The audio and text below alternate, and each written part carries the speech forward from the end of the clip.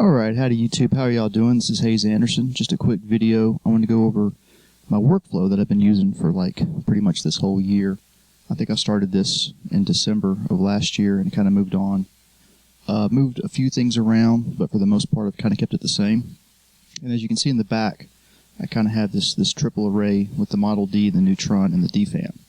I swapped the Model D and the DFAM around because it was actually easier for me to get to the modulation patch bay here on this side of things, and I can get the MIDI over here no problem. I generally don't take patch points out of this guy over here too much. It's usually between these two, and this kind of keeps everything central, so I'm closer to the bass bot and the Beatstep Pro over here. Let me turn this on. I believe that was the DFAM making that noise. Yep. So currently I'm powering the Beatstep Pro with this little USB flashlight battery. The reason for that is because I get a really bad ground loop problem with the Beatstep Pro. I think it's kind of notorious for that. And this totally isolates the ground loop problem without actually having to worry about lifting the ground. So let's see, how does this start? So for the most part, everything from here over down, we're just going to ignore for the moment. And it all starts with the bass bot.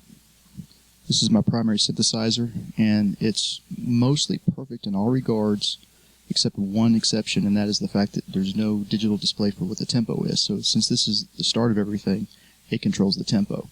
Now I can see the tempo over here in the Beatstep Pro in its window, but it's kind of hard to, how do I say it? Like, you turn the dial, and it takes a while for it to register over here, and it's not completely accurate. So I can make a few changes here, and it might not pick it up for a while. And not to mention, I notice a lot of times that my tempo, if it's set to say 120, it'll fluctuate between 120 and 121, or 120 and 119 quite often. But I don't really care about that. That's fine. I can always beat match the tempo at some point later if I'm doing something with these jams that I'm creating. But for right now, just trying to find the best process. Okay, so from the bass bot, I have MIDI out that goes into the drum drone, and sometimes I will swap out the drum drone with the beatbot, which is the Roland CR78 clone. This is a Roland TR606 clone, and I like it because it has the individual outs. I mean, I guess it's nice that it's analog, but for the most part that doesn't really concern me one way or another. It just sounds good. So MIDI through to the Beatstep Pro. And then the Beatstep Pro has MIDI out, probably can't see it back here, but the RK004 from Retrokits. Nice little MIDI hub. And then that I can send out to everything else. Now a lot of times I'll have Model D set up for MIDI for channel 1, the Neutron for MIDI for channel 2. In fact, they're always set up that way. The way you set MIDI on these two units is there are dip switches on the back of each one. And that's very difficult for me to get to in this particular setup, so I just set this to 2, set this to 1, and leave everything else alone. The DFAM, of course, has no MIDI at all. So I don't have to use MIDI for the Model D or the Neutron. I can use CV. And right now, as you can see, I have the Korg SQ-1 set up. It also has MIDI for what it's worth, but I'm using CV out of it. And right now I have it set up to control the Neutron. Of course, I've also got it synced up to the Arturia. Now, that might be a problem actually, as you just saw. Hang on, what just happened there? It's going way too fast, so I'm probably not going to be able to use this. I'm probably not going to be able to synchronize it from the Beatstep Pro is what I'm trying to say. What I'm going to have to do instead, jumping forward, sorry, but right now I have the sync coming out of the RK004, the CV out. It's not CV out, it's just the clock, which is CV, but you see what I'm saying. And it's actually going into the AcidBox 2 right now, so they can control the rate of the LFO, so I can keep it in sync with this particular jam. That's kind of my experiment this time. So probably what I'll have to do is I'll have to use this little Synthrotek mult that I put together, and I will just use it to clone the clock signal, and I'll have it go to both of these. And the reason why this is complicated, and I can't get into that right now, but at some point I would like to talk more about different clock rates, and like this has its own clock rate, this one has a pulses per quarter note. You can set it. This one you can't set. So that's the reason why that was speeding up right now, is the Beatstep Pro is pulling pulses per quarter note from the bass bot, which are set to pretty high, a little too high in my opinion, and I don't think you can change it, so I'm kind of stuck with that. So that's two disadvantages to using the bass bot as the main sequencer. For everything else, however, it's absolutely wonderful. Okay, so the way this works is I may have, say, like a sequence here of the Neutron. And I don't think I have any sequences right now. Good. Mute these just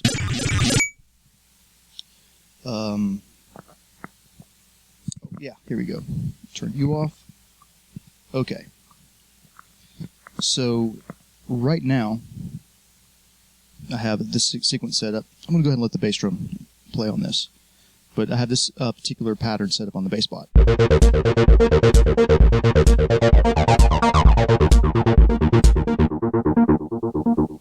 Now, one of the reasons why that sounds so good is because I have it going through the B1 on over here, which you probably can't see too well from the camera. I'm going to turn that off for a second.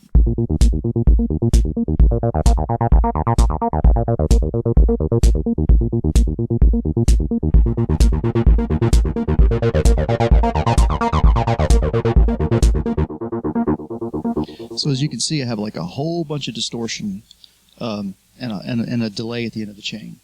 And all of that's coming from my Zoom B1 on. And it's a nice little effect to add to the bass bot. But one of the main reasons why I use this as the main sequencer is that if I want to, make sure this is set up, I can set this to MIDI. Hang on a second. I can set this to MIDI. Hear that little noise kicking in there? That's okay though. Set this to MIDI channel 1. I can set the Beatstep Pro sequencer 1. It's already set to channel 1, as you can see here, maybe. Hit record. Now I've captured this MIDI into the Beatstep Pro, which is set to control the Behringer. The Model D, that is. So, as you can see, that's pretty cool. Now from here, if I wanted to, you know what, this is going to make a pop. I apologize. I normally would go over there and mute before I did anything like that, but I don't think it's going to be too detrimental to the board. So, I forget what channel this is set to. So right now I've got the pitch coming out of this particular sequencer. The yellow, it's going to, no, the orange is going to the DFAM. So that's what's making that horrible noise.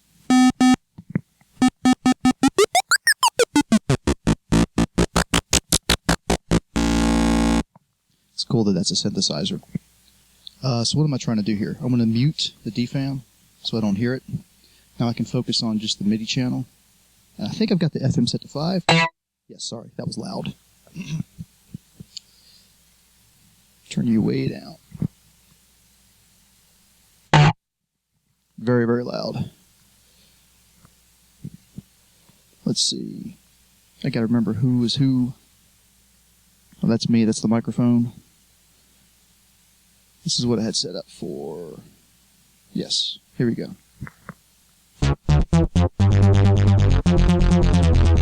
And that's the FM right now. So if I wanted to, I could send this MIDI out to the FM and have it recorded as well. I don't need to do that. A lot of times what I'll do is I'll have like set up a pattern in the bass bot and I'll send it out to each of the Volcas. Just like you saw how I sent it out from here to the Beatstep Pro. And all you got to do is just make sure that you're on the same channel. And for the most part, I just try to set everything to channel 1 whenever I'm doing this. And then when I'm done, of course, I would set this all the way to channel 12, which is way out of the range of any of my synths right now. So now the bass bot is back on its own on channel 12. It's not affecting anything else. It's very interesting. I actually can get MIDI to go through all of this stuff and out to another synthesizer through here. But it works the best if everything's on channel 1. So I would, if I did it this way, I would change the FM to be on channel 1, program it, and then set it back to whatever channel channel 5 in this particular case. So, so that's kind of the reason why you see this particular setup this way. It's also very handy because, let's say, well, I can't really show you this, but these are analog synths that the Bassbot, the Neutron, and the Model D. And as such, you have to tune them like a guitar or, you know, a piano. Like a guitar. You don't really tune a piano every time you play it, but you do tune a bass guitar or a guitar every time you play it. So these, you know, usually before I record a jam, I make sure that they're not out of tune. And I can do that with either of the zoom pedals that I have over way here to the left. You probably can only see the B1 on in the video. To the left of it is the G1 on. The B1 on is more focused on bass guitars, whereas the G1 on is focused towards, you know, just electric guitar. They both have a lot of wonderful bags of tricks, and I recently found that I don't think they're making them anymore. And the price has gone up a little bit, but hopefully they'll be back around. My only complaint is that they're actually guitar pedals, haha. And I would like to see, like, just be nice to have a desktop version that did not have the stomp pedals, because I don't stomp on it, keep it up here.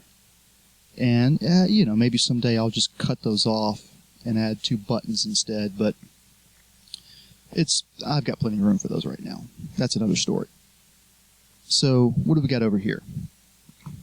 Well, I haven't used the Mel9 in a while, and I wanted to use it. This is the Synthrotek Chaos NAND.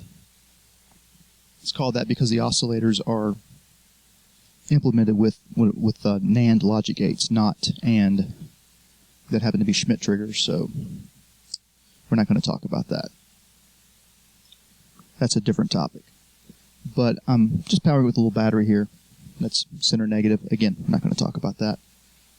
And it's going into the AcidBox. So right now we're on bypass.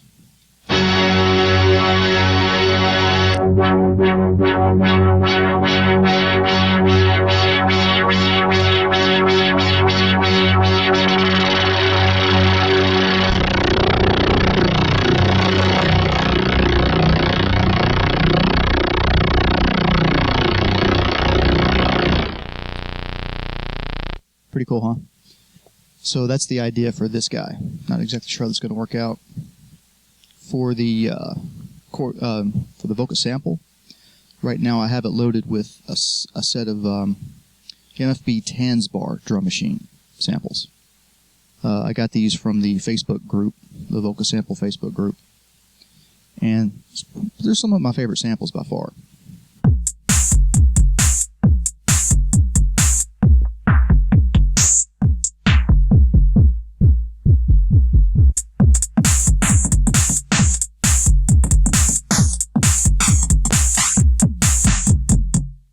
Anyways, so as you can see, it's currently going through the Korg Mini Chaos pad, which offers me a whole lot of interesting things to do. So, in this particular case, I've got one bass drum going over here. Sorry, excuse me. One drum machine going over here and another drum machine going over here.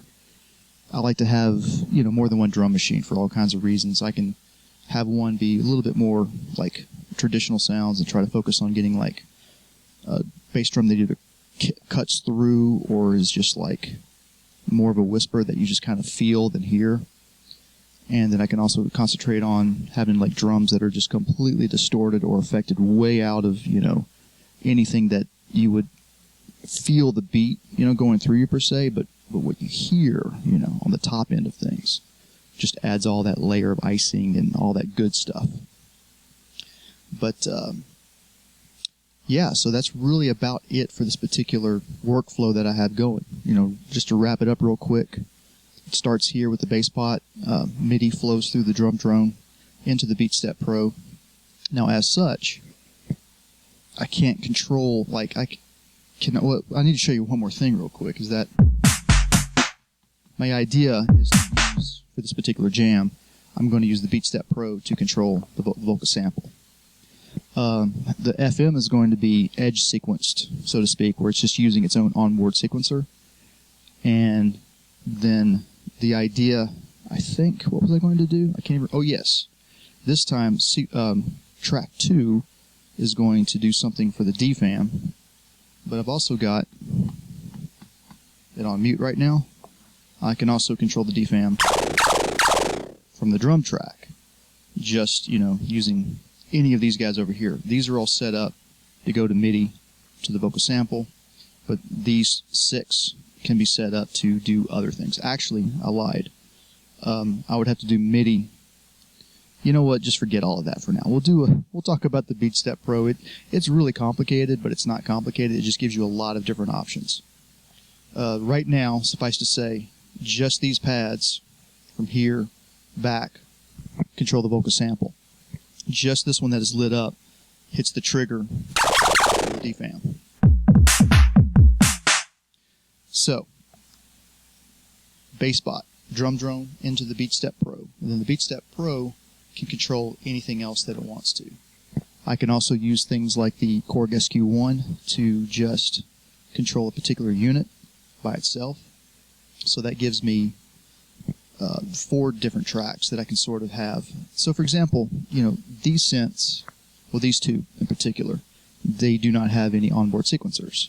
So that's why I could use the Beatstep Pro or the SQ-1.